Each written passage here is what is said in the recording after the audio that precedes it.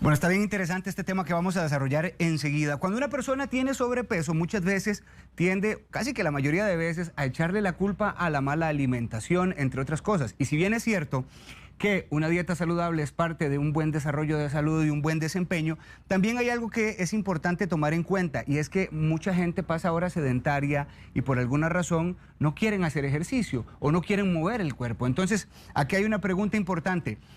¿Cuál es el verdadero enemigo? ¿El exceso de grasa que tenemos en el cuerpo o la falta de movimiento que le estamos dando a ese cuerpo? Esta es una pregunta que hoy intentaremos resolver con la ayuda del educador físico Jorge Rodríguez. Y yo pienso que si después de esto ya logramos que usted se ponga un par de tenis y mejore su salud, yo creo que ya hicimos el viernes y cumplimos con la meta. Jorge, bienvenido al programa. Qué gusto tenerte acá. Muchísimas gracias. Muy contento de estar acá. Igual para nosotros. Quisiera como que comenzáramos hablando un poquito cuáles son las causas del incremento de este nivel de grasa corporal en el mundo y propiamente en el país. Bien, aunque no lo puedas creer, el incremento se llama amnesia, pero es amnesia de nuestra propia especie. Vos y yo compartimos una especie que se llama Homo sapiens sapiens, que a veces es medio complicado entender que si sabemos tanto, ¿por qué hacemos lo que hacemos? Y como especie tenemos aproximadamente unos 200.000 años. De esos 200.000 años, Omar, la mayor parte de nuestro tiempo la ocupamos en el Paleolítico, donde cuando vos te levantabas y salía el sol, lo primero que tenías que procurar era moverte para obtener energía que te permitiera mover y nuevamente más energía. ¿Eso qué significa? 7.000 a 8.000 kilocalorías era el gasto energético de nuestros ancestros, específicamente en el Paleolítico. Y uno puede decir que tiene que ver el Paleolítico con el 2020 en Costa Rica. El Paleolítico es la etapa de nuestra evolución biológica que más ha moldeado nuestro ser biológico. ¿Eso qué quiere decir? Que usted y yo somos estamos 100% adaptados, pero al Paleolítico, no a la era posmoderna. Entonces, ¿qué sucedió luego? Nosotros salíamos a cazar, nos movíamos, comíamos, ¿sabés cuántas veces? Entre 1 y 2 veces por semana. Ese consumo de hidratos de carbono que hoy es agresivo representaba menos del 6% de nuestra dieta. Comíamos muchísima grasa.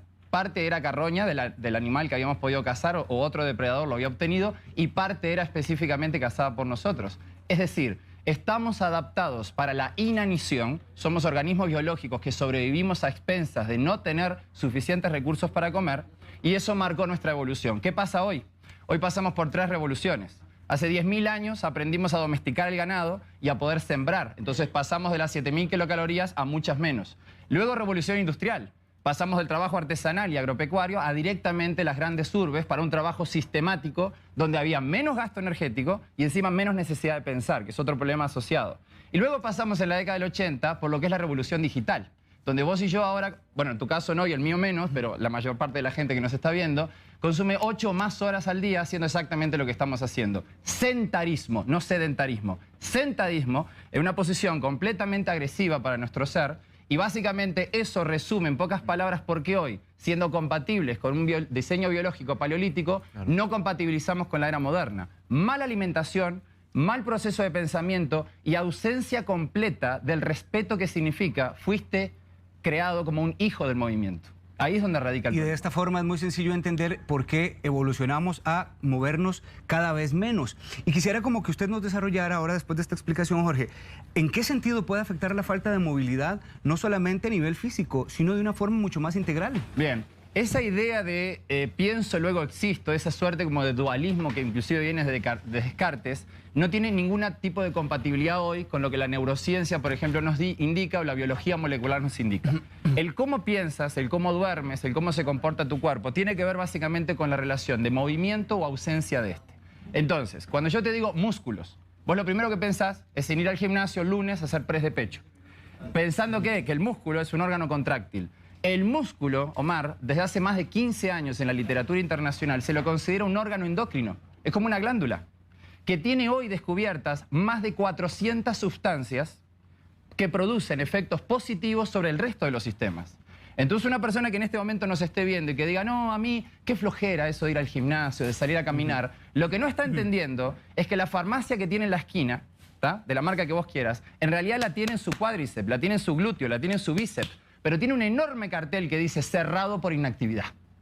Entonces vos tenés que necesariamente consumir productos que vos mismos podías haber consumido, que ahora si querés entramos en el detalle de eso, para poder tener una vida, digamos, sana no solamente desde el punto de vista muscular, sino que músculo dicta la salud del tejido adiposo, músculo dicta la salud de tu sistema nervioso, músculo dicta, y así nos podríamos ir con todos los sistemas. ¿Es posible tener un cerebro más sano mejorando nuestra capacidad física? No es posible, es una realidad contundente.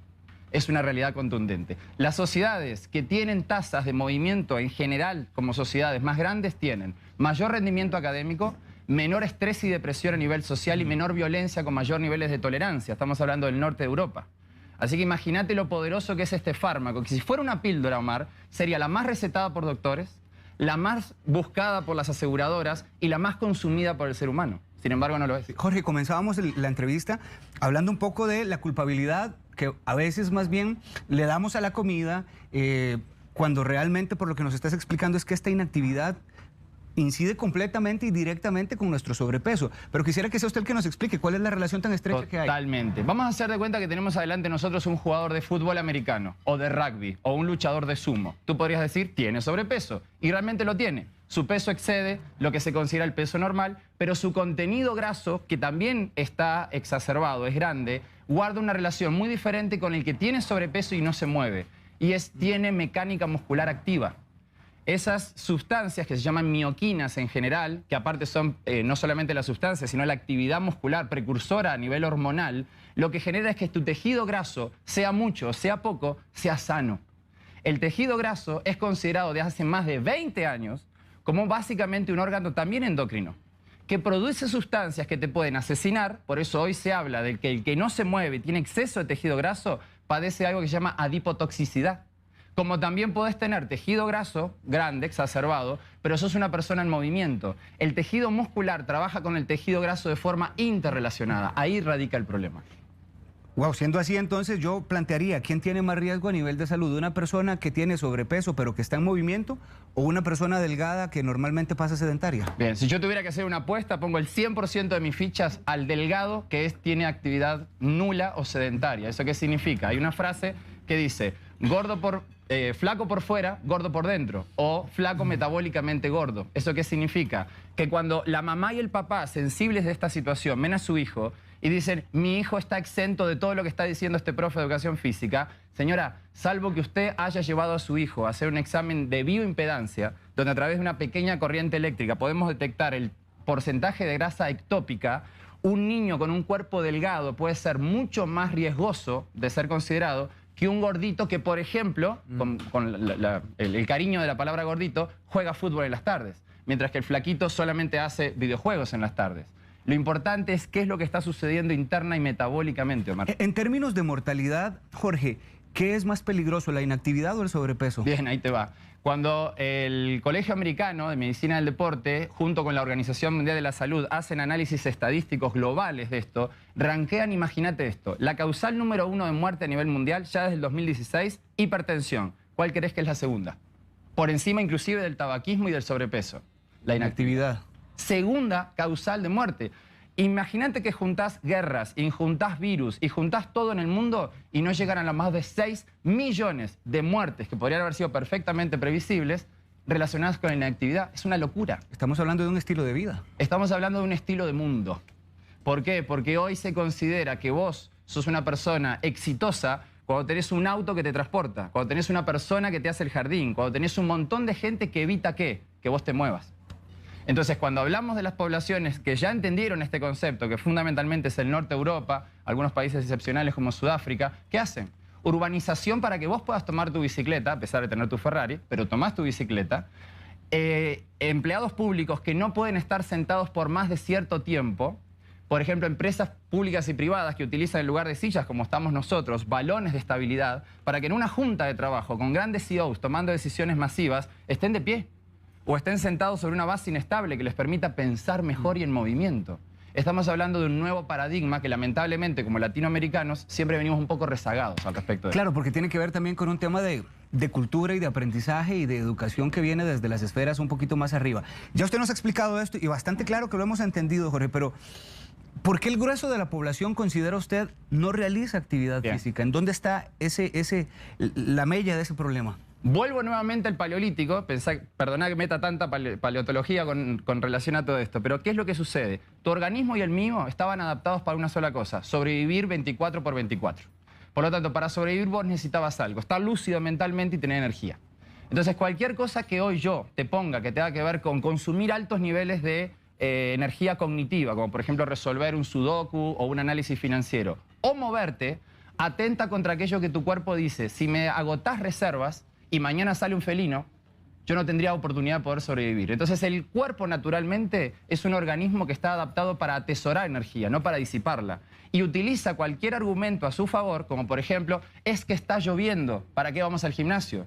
Es que, y en el esquizofrenia es donde nosotros encontramos esa suerte biológica de decir esto es lo correcto, pero es porque nos están mandando señales de hace 200.000 años. Ya no hay leopardos en la calle. Señora, lo que necesitamos específicamente es entender que los depredadores ya ahora son internos, se llaman resistencia a la insulina, se llama hiperinsulinemia, se llaman muchas enfermedades crónico-degenerativas. La única forma de hoy sobrevivir es igual que en el paleolítico, corriendo. Nada más que ahora corremos de depredadores que están adentro de nosotros. ¿Opina usted que este problema de no hacer actividad física viene desde edades tempranas? Completamente. De que no se nos incentivó esto. Completamente. Viste que hay un concepto que llaman enfermedades no transmisibles.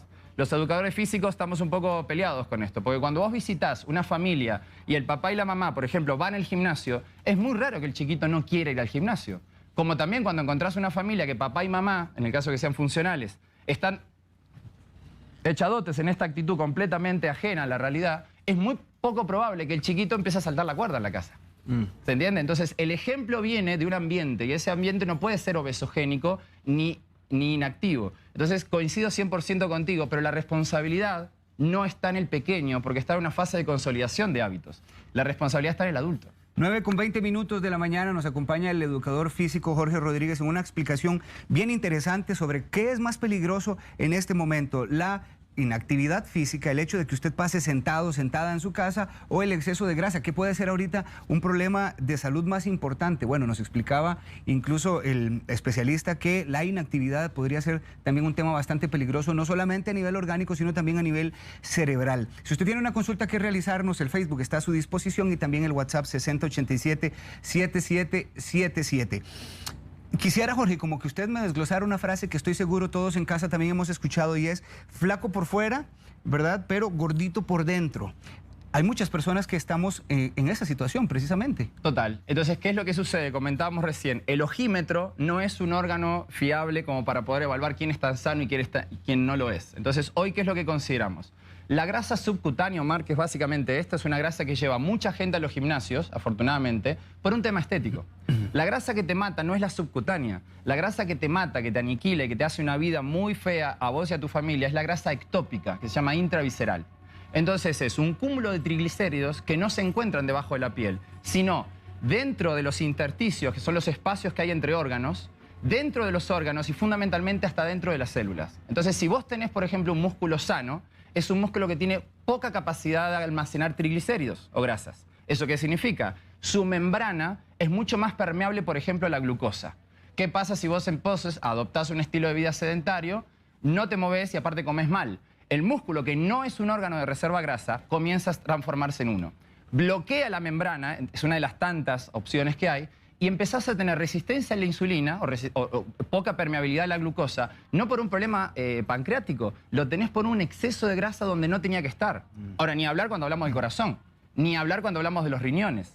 Entonces, ese exceso graso ectópico, no subcutáneo, eso no se puede ver, hay que evaluarlo, es lo que está llevando a la gente a la confusión y a la muerte. La enorme pregunta, y yo estoy seguro que ustedes en casa la están haciendo también, es cómo deshacernos de ese exceso de grasa ectópico, de ese exceso de grasa visceral. Bueno, se lo respondemos después de la pausa en esta entrevista que está bastante interesante. Ya venimos. Bueno, en un tema bastante interesante, el educador físico Jorge Rodríguez ha venido a ponernos en alerta a todos sobre qué es más peligroso, el sobrepeso o el hecho de que usted y yo no nos estemos moviendo. Bueno, algo que se responde desde un tema también de cultura, de que nos ha faltado aprender un poquito esto desde tiempos de infancia prácticamente, Jorge. Completamente. Me decía usted que incluso esta es la primera vez que la expectativa de vida ha disminuido en la población infantil en Costa Rica. Es la primera vez que un adulto va a ver a las siguientes generaciones, es decir, sus hijos y sus nietos, morir antes que él o morir en una edad mucho más temprana. Es catastrófico. Solo te pongo un dato. La diabetes tipo 1 sí es una diabetes propia del niño. La diabetes tipo 2 se consideró históricamente una diabetes de adulto. Hoy tenemos chicos de 8, 9, 10 años con diabetes tipo 2. ¿Cuál es el riesgo? No conocemos el efecto farmacológico de una diabetes tipo 2 que empieza a ser consumida desde los 8 y 9 años. Es ridículo. Y lo que estamos viendo es que cada vez las entidades tienen menos tiempo puesto en actividad física y más tiempo puesto en educación técnica. No hay técnico que pueda rendir si físicamente está enfermo. Tengo acá una pregunta bien interesante con respecto al sobrepeso. ¿Estamos hablando de un exceso de grasa o una ausencia de músculo? Bien, ambas. Porque cuando nosotros hablamos de sobrepeso, por definición, vía Organización Mundial de la Salud, es un peso que excede lo normal, hay un índice para eso, pero fundamentalmente a expensas del tejido graso. Cuando uno ve a un culturista, una persona que tiene 6% de grasa y lo demás es básicamente masa magra, el individuo está en 33 de índice de masa corporal, pero sus factores de riesgo cardiovascular y de enfermedades crónico-degenerativas es bajísimo, porque tiene exceso de peso de un tejido que es ricamente y metabólicamente activo. El problema es cuando tengo exceso de peso por tejido adiposo y encima no me muevo, por lo tanto soy sarcodinapénico, que en español lo que significa es tengo poco músculo y poca capacidad de producir fuerza. Game over, fin del asunto. Punto. Entonces, ¿cómo comenzamos a enseñarle a la gente que nos está viendo en este momento? Porque a veces, Jorge, el detalle es que no hay dinero para ir al gimnasio y a veces eso se convierte en el primer pretexto, ¿verdad? No puedo ir al gimnasio, no tengo el dinero, la matrícula es muy cara, no tengo tenis, no tengo la ropa. Y me decía usted, la sala de la casa es el gimnasio suficiente para hacer algo. ¿Por qué no convertir esto en una sala de gimnasio? Entonces, ¿te parece bien si ponemos un ejemplo? Por favor, claro. Vamos a hacer de cuenta que tenemos un adulto mayor en casa. Y el latino es de proteger al adulto mayor. Y proteger significa sacarlo al sol como si fuera una planta para que le dé el solecito y produzca vitamina D, que no se mueva, hagamos los mandados por él, hay que llevarlo al doctor. Es decir, confinamos al adulto al no movimiento. Entonces, si hoy tengo un adulto en la casa, ¿cuál es mi mejor muestra de amor? Es movete. Entonces vamos a hacer de cuenta que el adulto yo le pregunto, don Jorge, ¿cuánto se mueve al día? Y básicamente estoy sentado gran parte del día y me muevo de pronto para ir a la cocina. Entonces partamos de lo que usted sabe y hace y agreguémosle una mínima cuota para no empezar a estresarlo. Entonces el movimiento básicamente sería, alguien me ayuda de mi comunidad y yo simplemente como un adulto mayor me paro. ¿Estamos bien? Entonces, esto que es un patrón de movimiento ancestral llamado sentadilla, se transforma en el adulto mayor ya en un ejemplo de cómo podría ser una vida que pasa de la inactividad a la actividad. Y uno habitualmente dice, bueno, pero Jorge debe estar hablando de correr 30 minutos. ¡No! Estamos hablando de que de la homeostasis actual, que es el equilibrio bioquímico actual, dale una pequeña dosis, no le des un martillazo, porque entonces don Jorge mañana te dice, gracias, no es para mí, esto no es para mí. No, claro que es para usted. El único problema es que se me excedió, se me quemó el pan. Debe haber una excepción cuando estamos hablando de pacientes con insuficiencia cardíaca o con algún problema de corazón importante. Digo, porque a veces este tipo de movimientos podrían también ser comprometedores. Totalmente. Hay todo un tema que significa entrenamiento adaptado a poblaciones especiales. Y podríamos tener 100 programas de estos. ¿Por qué? Porque el hipertenso entrena diferente que el normopeso. El diabético entrena diferente que el que no lo es. Y así nos podríamos seguir con un sinfín de patologías, pero como muy bien decís, en el adulto mayor, que por lo general, por un tema de red vascular y de desgaste, hay menor probabilidad de que las arterias sean más, vamos a llamarle dúctiles, plásticas, genera hipertensión. Entonces, si yo lo que hago es esto repetidas veces en el adulto mayor, que es hipertenso, puedo comprometerlo. El adulto mayor que no lo es y que es sedentario, que está caminando en el guindo para ser hipertenso, debe de hacerlo. Ahora, ¿qué pasa con los niños? Por ahí va mi pregunta. Me leyó. Estamos conectados. Sí. ¿Qué pasa con los niños? En este momento tenés un sinfín, tenés millones de niños haciendo teleescuela. ¿Vamos bien? Entonces imagínate que la maestra ya no sabe qué inventar para que le presten atención a través de una pantalla. Entonces, ¿qué pasaría si la maestra en un alarde, ¿no? de una especie de flashazo cognitivo dice, ya sé, voy a activarlo físicamente para que el cerebro produzca mejores ideas? Entonces te invito a hacer un juego. ¿Te parece bien? Por favor. Hagámoslo juntos. Vamos a hacer sentadillas, Omar, vos y yo. ¿No? Atención, producción. Estamos haciendo sentadillas. Fantástico. Pero mientras hacemos sentadillas, al nivel que el niño puede, que está ahí en la camita, yo voy a decir un número y vos vas a decir el siguiente, pero solamente son múltiplos del 2. Si yo digo 2, vos decís 4. Yo sigo con el 6, 8 y así. Con una única consigna, Omar. Nunca dejes de perder el ritmo, o sea, manteneme el ritmo. Empiezo. 2, 4, 6, 8, 10, 12, 14, 16, 18, 20, 22, 24, 26, 28, 30. Bien.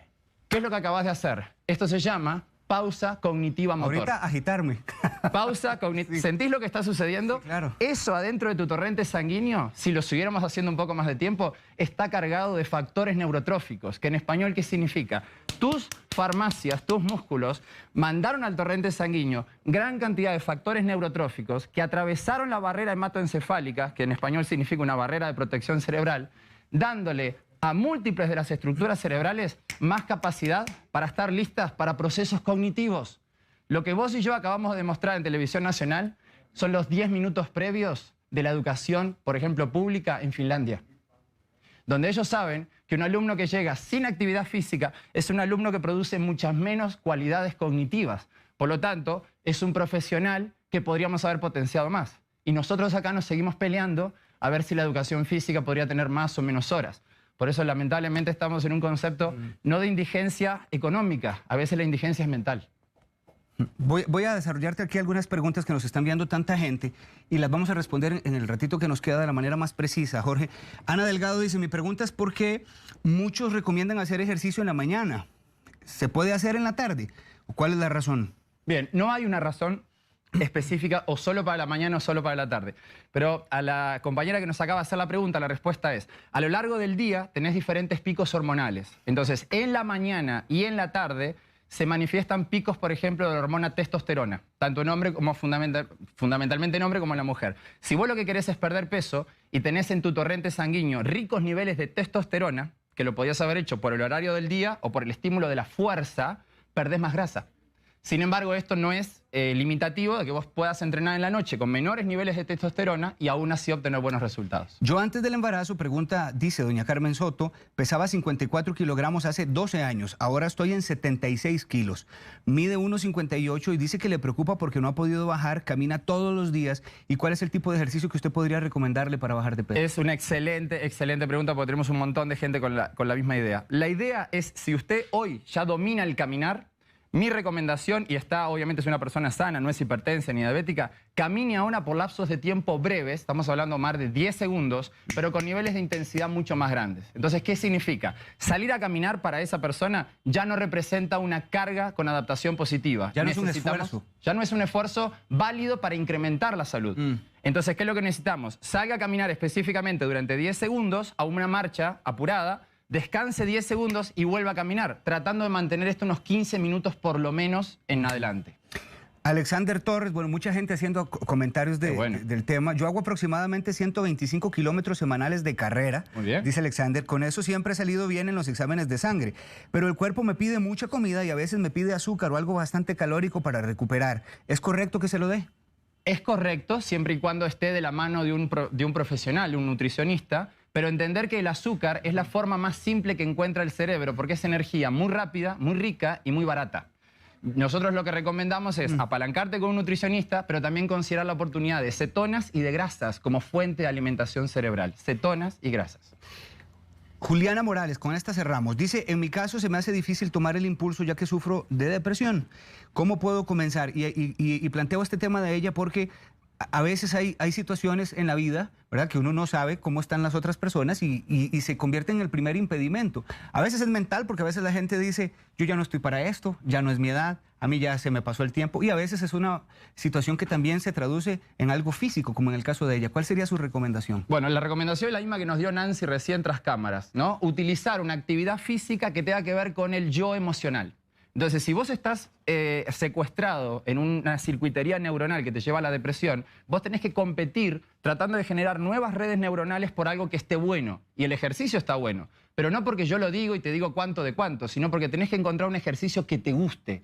Lo importante es el motivador interno. Entonces, invitamos a quien nos hizo la pregunta a decir, ¿te gusta bailar? ¿Te gusta andar en bicicleta? ¿Te gusta caminar en la playa? Empecemos por ahí. Porque cuando uno hace algo por imposición, la posibilidad de mantenerlo menos de 6 meses es muy alta. Por lo tanto, no genera hábito y por lo tanto no lo sigo haciendo. Entonces, busca algo que te guste y sobre esa base construimos para justamente abatir a través de endorfinas, que son opiáceos endógenos que producimos a través del movimiento, una contraposición con un estado justamente depresivo que puede estar instalado. Obviamente, en estados incipientes. Esto un psiquiatra obviamente lo toma con mucha más rigurosidad y puede definir no es para ejercicio o sí lo es. Siempre trabajamos, Omar, en forma interdisciplinaria. Jorge, gracias. Gracias por el tiempo de estar acá en la Casa de Buen Día. Quiero invitarles para que ustedes repasen este tema dentro de un ratito también en el Facebook de Buen Día. Quiero darles también números de teléfono para que consulten con Jorge Rodríguez, es educador físico. El primero de ellos es 4081-2000.